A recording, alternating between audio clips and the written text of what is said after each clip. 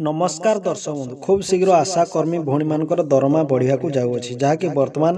Base चर्चा रही social media तेज 9 दफा दाबी रखी मुख्यमंत्री को स्मारक पत्र देले आशा कर्मी तेज बर्तमान बा खूब शीघ्र आपण मानकर दरमा वृद्धि करेंगे ओडिशा सरकार बा आपण मानकर मुख्यमंत्री तेज कौन रही संपूर्ण अपडेट्स बा खबर आसतु जाना ये भिडियो तेणु ओडिशार आशा कर्मी भौणी मैंने भिडियो देखुले भिडियो को लाइक कमेंट शेयर करूँ और चैनल को सब्सक्राइब करूँ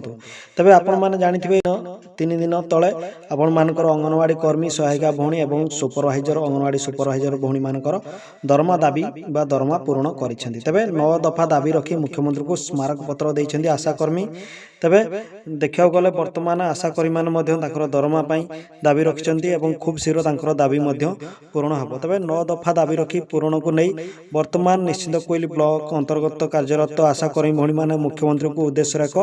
स्मारक पत्र प्रेरण करिसेंती आशा कर्मी माने 2005 रु सुचारू रूपे यह कार्यक्रम करमटी संपूर्ण भाव करपरिक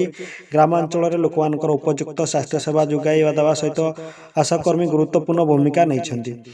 एने आशाकर्मी स्वेच्छासेवी परिवर्ते सरकारी कर्मचारी मान्यता प्रदान करा जाऊ मासिक दरमा 28,000 टंका वेतन अवसर पर मासिक सर्वनिम्न 10,000 टंका पेंशन प्रदान दाबी रखिछन्ति आशाकर्मी को पीएफ पेंशन बीमा ग्रेजुएटी स्वास्थ्य सेवा आदि सामाजिक सुरक्षा अंतर्भुक्त करा जियो बोली मध्य दाबी रखिछन्ति एवं बकाया थिबा प्रोत्साहन राशि मध्य महामारी कोरोना समय रे मध्य बकाया थिबा प्रोत्साहन राशि तुरंत प्रदान करा जाऊ मध्य ता आशाकर्मी भौणी माने दाबी रखिछन्ति आशाकर्मी को स्वाभाविक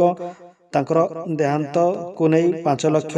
व दुर्घटना जनित 10 लाख टंका प्रदान करा जियो बोली मध्य दाबी रखिछन्ति एमती 9 दफा दाबी रखिछन्ति एवं मुख्यमंत्री को स्मारक पत्र दैछन्ति तबे आपण मानकर दाबी खूब शीघ्र विके पांड्यान सार बा आपण मानकर मुख्यमंत्री बा नवीन पट्टनायक खूब शीघ्र दाबी पूरण करिया को जाउछन्ति जाकि विभिन्न सूत्ररू जना पड़िछि तबे आपण मानकर दरमा मध्य खूब शीघ्र ओडिशा सरकार बा राज्य सरकार घोषणा करिवे।